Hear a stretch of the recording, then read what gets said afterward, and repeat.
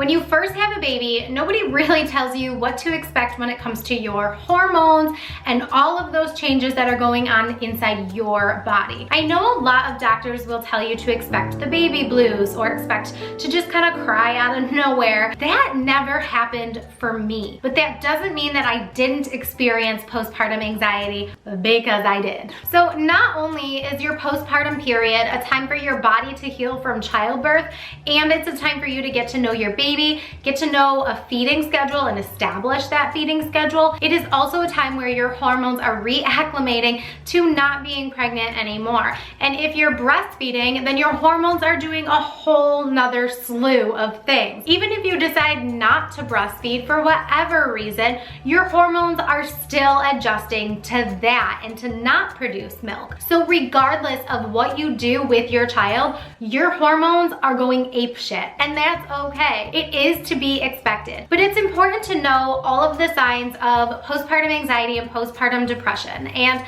if you are watching this video and you think that this might be applying to you, I would urge you to talk to your doctor right away. This is by no means medical advice, but more or less just to share my experience and to share some advice that I have from you from one mom to another. And the biggest thing that I would say about postpartum anxiety and depression is that sometimes you don't realize that you're going through it until you're coming out of it. And you'll look back at that time and just think, wow, I was really under a cloud. So if you're really just feeling like you're just going through the motions, you're not really feeling the fulfillment of motherhood, and you're just like constantly worried, then it might be time to talk to your doctor. But I'll also leave a link in the description box down below where you can do an at-home assessment for postpartum anxiety and postpartum depression, because it does not always show up as constant crying. Surprisingly, I'm not that much of a crier. I'm a very emotional person, but I don't always show my emotions through tears. So knowing yourself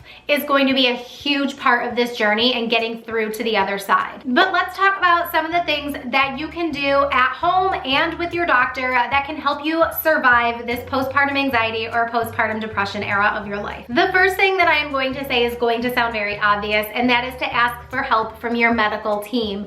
So when you go to your 6-week checkup with your OBGYN, they are going to give you a survey and they are going to ask you all these questions. Answer it honestly, because honestly, you can't cheat the system. It's going to ask you the same question in different ways, so trying to cheat the system is going to be a huge red flag. So just answer everything honestly and get the help that you need. I'm fairly certain that pediatricians are also doing these evaluations and assessments on moms, as the pediatrician is actually seeing you more often than your own doctor. So it's very important that even if you're noticing some signs of depression or anxiety in yourself, that you can talk to the pediatrician about this and they can give you a recommendation.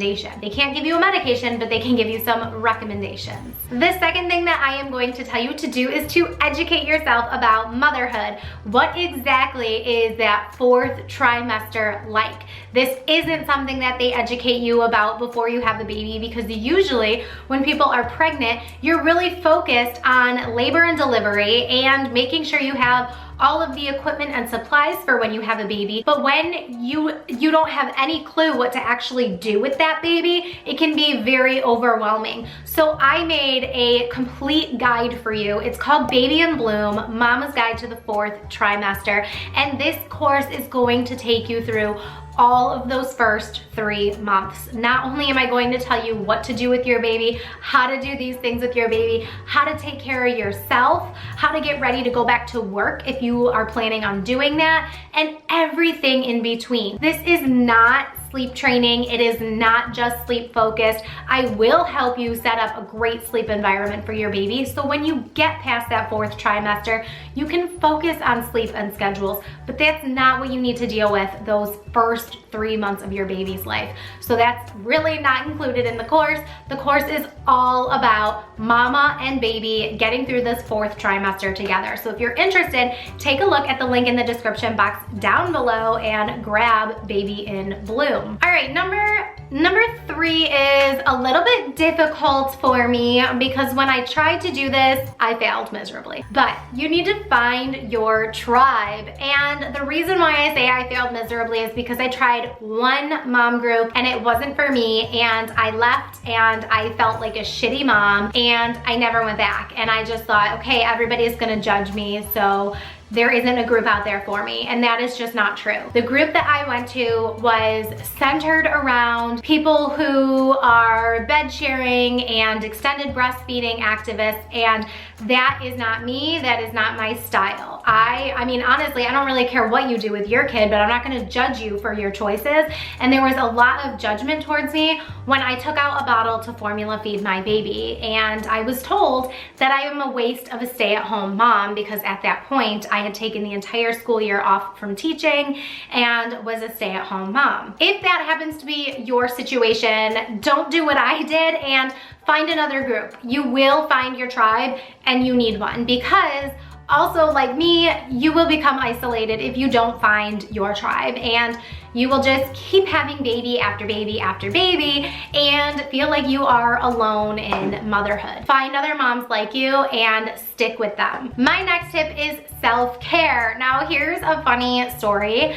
I used to be obsessed with going tanning, and of course, when I was pregnant, I couldn't go tanning anymore, and this was before I really cared about my skin, so don't come at me. I know better now, so I do better now. I actually used to go tanning 3 times a week when my baby was a newborn, and I would just drive around and take the long way home and just kind of have a few moments to myself, and my husband would take care of the baby, and I would just go out and do my own thing, and that was my form of self-care that first year of being a mom. While I'm not proud of what I did to my skin, I am proud that I put myself first sometimes. I mean, yes, I'm a mom first, but I'm actually a human first, and I need to take care of myself. And even though that's not, I mean, how can I even say that going tanning is taking care of myself when really, oh, it's just so bad for you? But I didn't know, and I thought I was doing something good for myself because I love the heat and just the warmth of being in the tanning bed. I did love the actual tanning. I just wish it wasn't so damaging, but anyways, I knew that I needed a break. I knew I needed to take care of myself, and I knew I needed to just step away for a minute so I could come back feeling more grateful and more ready to take on the evening, which, if you know very well about babies, you know that you're gonna deal with the witching hour, you know you might be dealing with overnight wake-ups, and you just know that you need that energy to go into that situation. So that was a really great thing for me, but maybe for you, it's taking walks, doing yoga, meditation, whatever it is.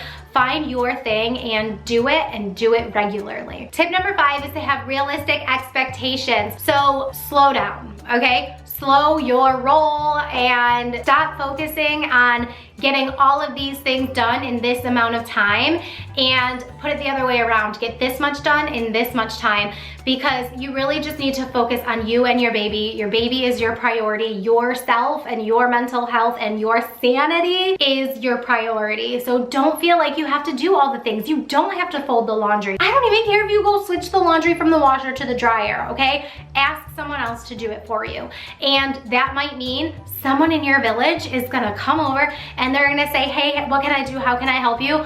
Oh my gosh, I forgot to switch the laundry an hour ago. Could you please switch the laundry for me? Great, fantastic. Everybody's happy. And that really goes into my next tip. So tip number 6 is to communicate. You need to communicate with your partner or your family or your friends, whoever is helping you in this situation. You need to communicate with them like, this is how I'm feeling, these are my symptoms, this is what's going on in my life right now, I'm really anxious or I'm really depressed. And it would be very helpful for me if you fill in the blank, whatever that might be, whether it's hold the baby so I can take a shower. Like, yes, you need to shower.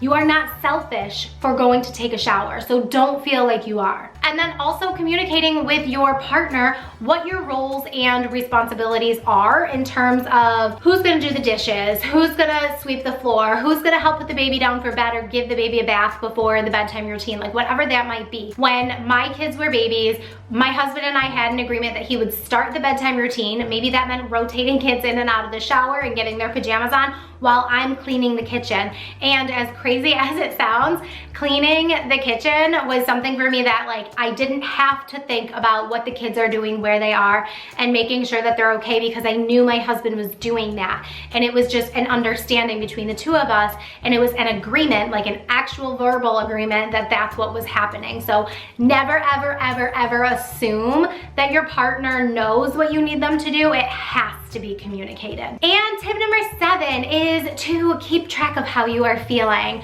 Whether that means you have a journal that you just free write in, or a specific gratitude journal where you are finding the positive. You always have to find the positive. And I know if you have that cloud looming over you and you feel like I am not good enough, I am a terrible mom, like everything is a mess, blah, blah, blah, all the things that you're feeling, like I know, I've been there, but you have to force yourself to find the positive. And that's why I love the idea of using a gratitude journal instead of just free writing, which they both can be good and they both have their time and place. But I also think that if you're free writing and you're talking about all the things that went wrong that day, or maybe you're focused on just something bad that you need to get out of your system and write it out, you have to find the good. You have to, because that is truly what is gonna get you through. So maybe your kid had crappy naps that day, and maybe you didn't get anything done. Maybe you didn't even change your clothes, because yes, there are going to be days like that. Maybe your baby smiled at you. Maybe they rolled over. I don't know, but something good happened that day. Maybe you got an extra long cuddle session because they had to sleep on you instead of in their crib or bassinet. That's okay. Remember that you don't have to do this alone. Postpartum anxiety and postpartum depression is treatable. You can get help. I urge you to get help. Just know that if you're reaching out for help, you're showing a strength, not a weakness. You are being the best mom that you can for your baby. That has always been ingrained in me, that no matter what I do, no matter what I need help with, if I'm asking for help, it's because I want to be the best mom that I can be for my kids.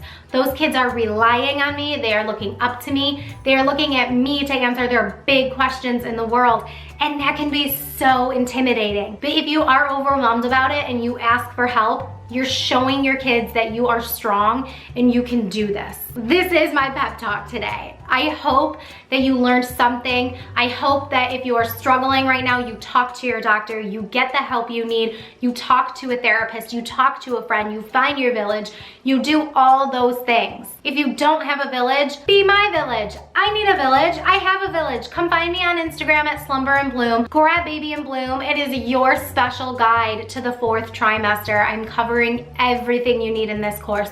So grab that down below and keep blooming. Mwah.